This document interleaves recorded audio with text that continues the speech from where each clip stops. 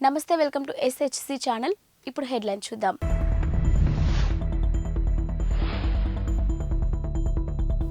Vizag beach కు కొట్టుకు వచ్చిన భారీ పాము కళేబరం.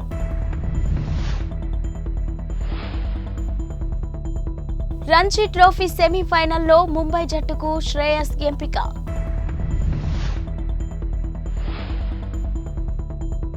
11,062 పోస్టులతో రేపు Telangana mega DSC notification. Details చూస్తే వైజాగ్ తీరానికి మంగళవారం ఓ భారీ పాము కళేబరం కొట్టుకొచ్చింది. నగర పరిధిలోని సాగర్ నగర్ బీచ్ దగ్గరలో ఈ కళేబరం కనిపించింది.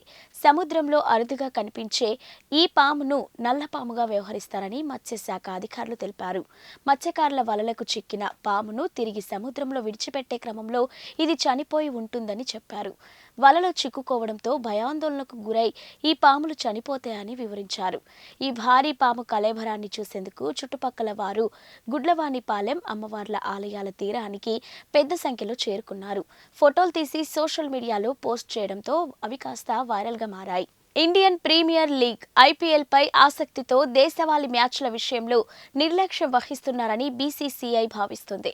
జాతీయ జట్టులో లేనప్పుడు దేశవాళీ క్రికెట్ ఆడాలని గతంలోనే సూచించింది. అయినప్పటికీ పలువురు సీనియర్ ఆటగాళ్లు వివిధ కారణాలు చూపిస్తూ మ్యాచ్లు ఆడట్లేదు. ఈ సూచనను శ్రేయస్ అయ్యర్, ఈశాన్ కిషన్లు విస్మరించారు. వారిద్దరిని కాంట్రాక్ట్ ఆటగాళ్ల జాబితా నుంచి బోర్డు తప్పించనుందని వార్తలొచ్చాయి.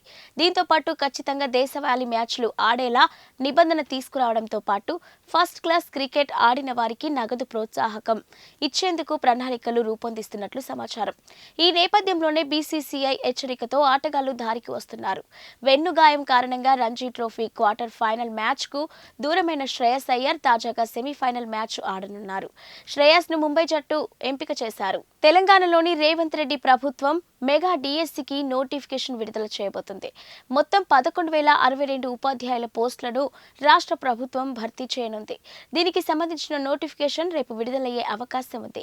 వాస్తవానికి ఈ రోజు నోటిఫికేషన్ విడుదల కావాల్సి ఉంది. అయితే స్కెడ్యూల్ ఖరారు సాఫ్ట్వేర్ రూపకల్పనకు మెరుగులు దిద్దాల్సి ఉండడంతో ఒకరోజు ఆలస్యం కానుందని అధికారులు తెలిపారు. 11,062 పోస్టుల్లో 6,500 పోస్టులు SGTలో ఉన్నాయి.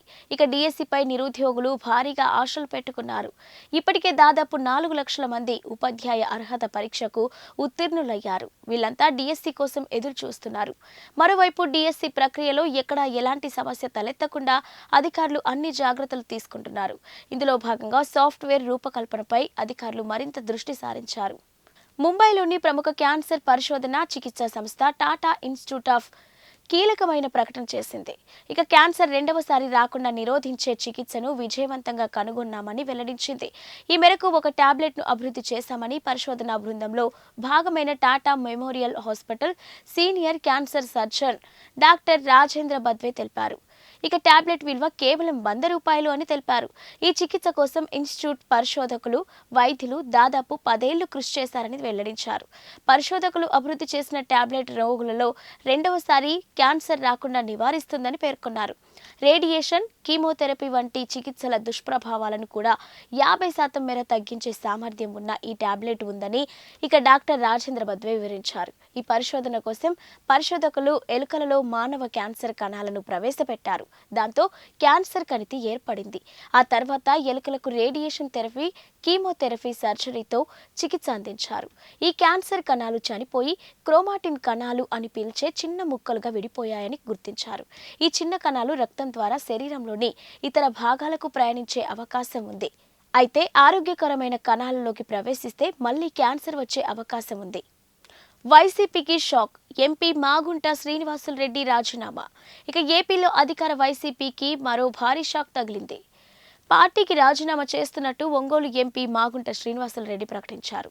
కాసేపటి క్రితం మీడియాలో ఆయన మాట్లాడుతూ 33 ఏళ్లుగా రాజకీయాల్లో ఉన్నాను. ప్రకాశం జిల్లాలో మాగుంట అంటే ఒక బ్రాండ్ అని చెప్పారు. 8 సార్లు పార్లమెంటుకు, 2 సార్లు శాసనసభకు, 1 సారి ఎమ్మెల్సీ పదవికి, మొత్తం 11 సార్లు చట్టసభలకు పోటీ చేశానని తెలిపారు.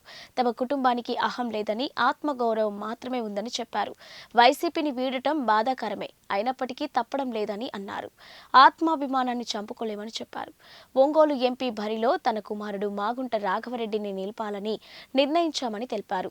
మాగుంటను వైసీపీ హైకమాండ్ దూరం పెట్టిన సంగతి తెలిసిందే. ఇక ఒంగోలు పార్లమెంటు స్థానం నుంచి అభ్యర్థిగా చెవిరెడ్డి భాస్కర్ రెడ్డిని జగన్ ప్రకటించారు. ఈ పరిణామాల నేపథ్యంలోనే మాగుంట తీవ్ర అసంతృప్తితో ఉన్నారు. పార్టీకి రాజీనామా చేస్తున్నట్టు ప్రకటించారు. మార్చి మొదటి వారంలో ఆయన టీడీపీలో చేరనున్నట్టు సమాచారం. అభివృద్ధి పనుల కోసం ఏర్పాటు చేసిన శిలా ఫలకాన్ని వైసీపీ సర్పంచ్ ధ్వంసం చేసిన ఘటన ప్రకాశం జిల్లాలోని పెద్దరావీడు మండలంలో జరిగింది. మండలంలో ఉన్న చట్లమిట్ల, రేగూను మానుపల్లి గ్రామాల సచివాలయం ఆర్బీకేలను రేగూను మానుపల్లిలో నిర్మించారు. అయితే అక్కడ ఏర్పాటు చేసిన శిలా ఫలకాలపై రేగూను మానుపల్లి సర్పంచ్ పాలగిరి వెంకట రామాంజనేయరెడ్డి పేరును వేయలేదు అని, దీనిపై రామాంజనేయరెడ్డి తీవ్ర ఆగ్రహానికి గురయ్యారు. ఇక వైసీపీలో ఉన్న ఓ వర్గం నాయకులకు అధికారులు తలొగ్గి తన పేరును రాయలేదని మండిపడ్డారు నాయకులు. ఇక నాయకులు అధికారుల పేర్లను రాసి సర్పంచ్ల సంఘం అధ్యక్షుడిగా ఉన్న తన పేరును రాయలేదని విమర్శించారు. సుత్తితో శిలాఫలకాన్ని ధ్వంసం చేశారు. తనను గౌరవించకపోవడంతో బాధతో ఈ పని చేశానని చెప్పారు. రాజ్యసభ ఎన్నికల్లో భాగంగా హిమాచల్ ప్రదేశ్లో 6 కాంగ్రెస్ ఎమ్మెల్యేలు బీజేపీ అభ్యర్థికి అనుకూలంగా ఓటు వేసిన కొన్ని గంటల అనంతరం అనూహ్య రాజకీయ పరిణామం చోటు చేసుకుంది. రాష్ట్రంలో రాజకీయ సంక్షోభం దిశగా అడుగులు పడుతున్నాయి.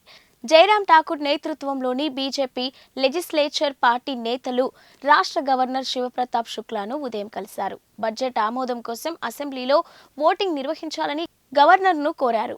ఇక బడ్జెట్ సమావేశాలు ఆరంభానికి ముందు ఈ పరిణామం చోటు చేసుకుంది. బడ్జెట్ను ఆమోదింపజేసుకునే బలాన్ని కాంగ్రెస్ పార్టీ కోల్పోయిందని జైరాం ఠాకూర్ అన్నారు. ఇక గవర్నర్తో సమావేశం అనంతరం ఆయన మీడియాతో మాట్లాడారు. బీజేపీ ఎమ్మెల్యేలను స్పీకర్ సస్పెండ్ చేస్తారేమోనని అనుమానంగా ఉందని జైరాం ఠాకూర్ పేర్కొన్నారు.